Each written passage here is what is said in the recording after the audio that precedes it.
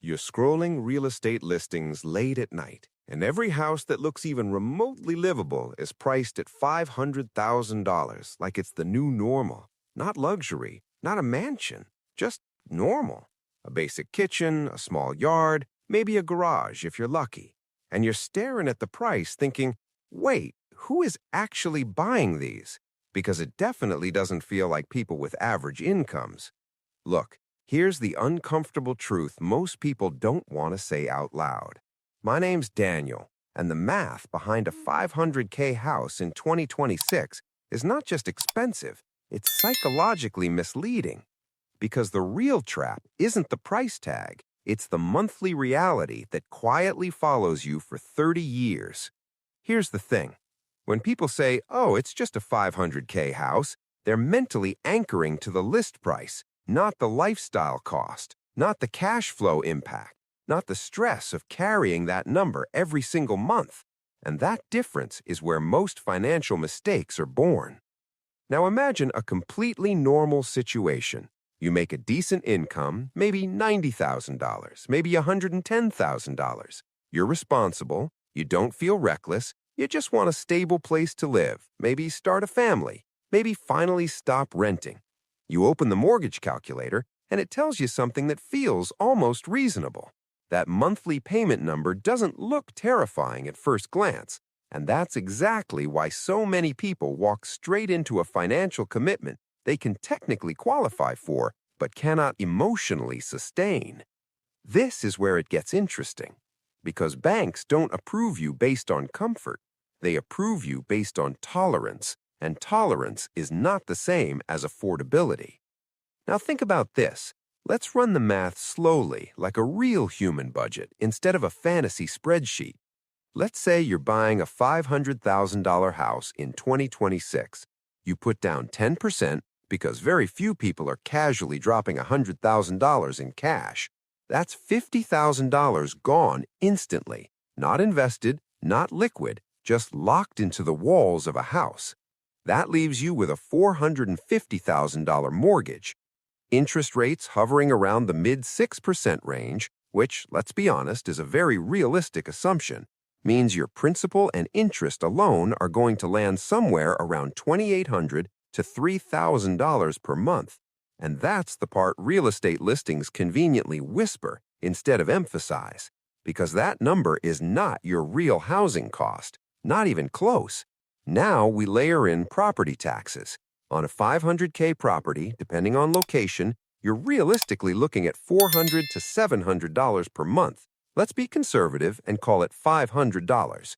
Home insurance, another $250 to $350 monthly in most markets, and insurance costs have not been calm lately, so let's say $300. Maintenance, the silent budget killer that nobody emotionally prepares for. The general rule is about 1% of the home's value per year. That's $5,000 annually, which quietly translates into about $417 per month, whether something breaks or not.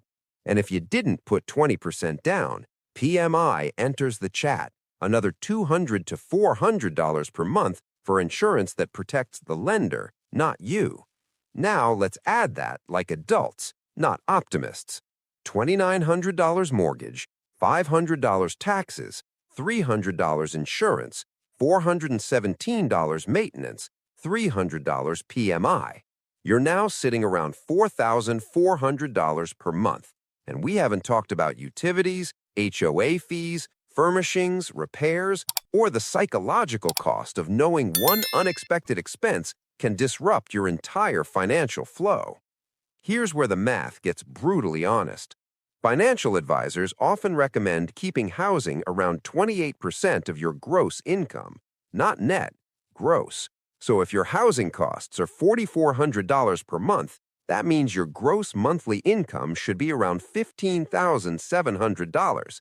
That's roughly $188,000 a year. Let that sink in. Not to qualify, to comfortably afford, because qualifying is a technical decision. Affording is a lifestyle decision, and those psychologically are worlds apart. Now here's the part that messes with people's perception of reality. You might say, okay, fine, I'll stretch a little. I'll use the 40% rule. Lots of people do that. And yes, banks will absolutely approve you at much higher debt-to-income ratios. But now you're spending $4,400 on housing while making, say, $120,000 a year. That's about $10,000 gross monthly. After taxes, maybe $7,000 to $7,500, depending on your situation, which means over half of your take-home income is going directly into housing. Now think about that emotionally, not mathematically. You wake up, you work, you earn, and the house absorbs the majority of your financial oxygen before anything else even exists. This is where money psychology quietly takes over, because ownership feels like stability, but financial pressure feels like a permanent background noise. You start saying no to trips, delaying investments, hesitating on small purchases you previously didn't overthink, not because you're irresponsible, but because your fixed expenses became rigid, and rigid expenses create fragile lifestyles. Here's the subtle mental trap most buyers fall into in 2026.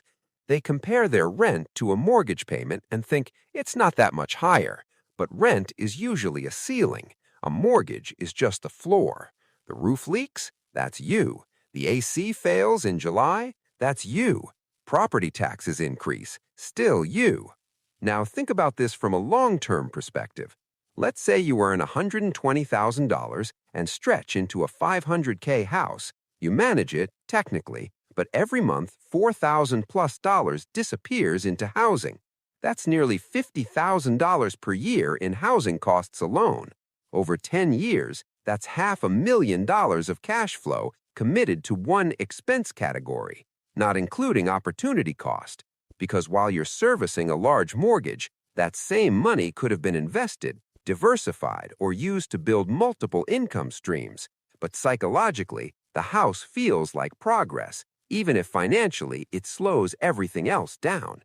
And this is not anti-home ownership. It's anti-delusion.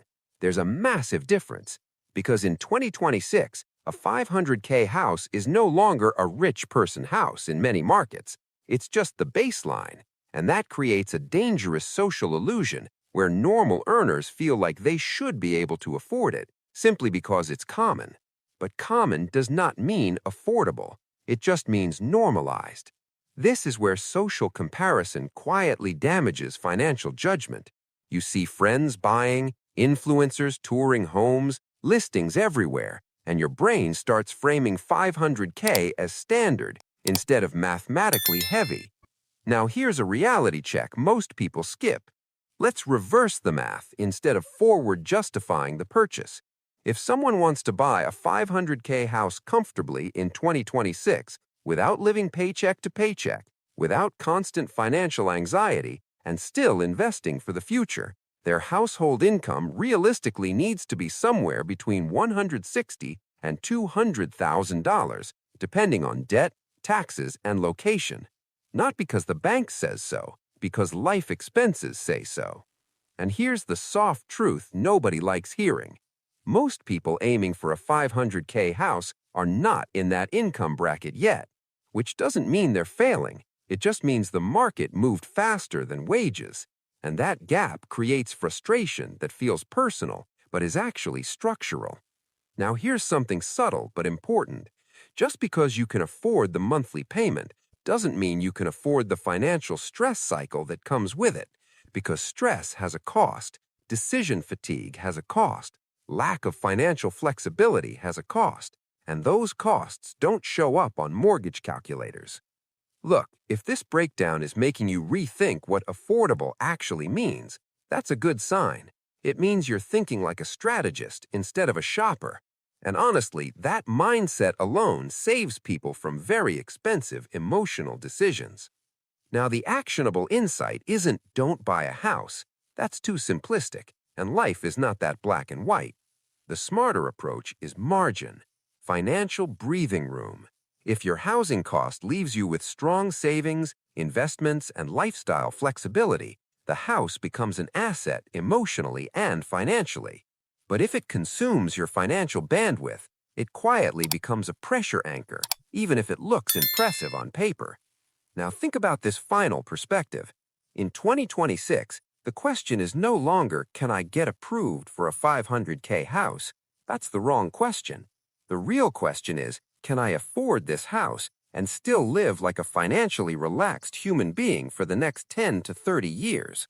Because the math is brutal, but the psychology is even more brutal. And once you truly see the full cost, not just the price, you stop asking whether the house is normal and start asking whether the commitment fits your actual life. And honestly, that shift in thinking is what separates people who survive big financial decisions from people who slowly get trapped by them.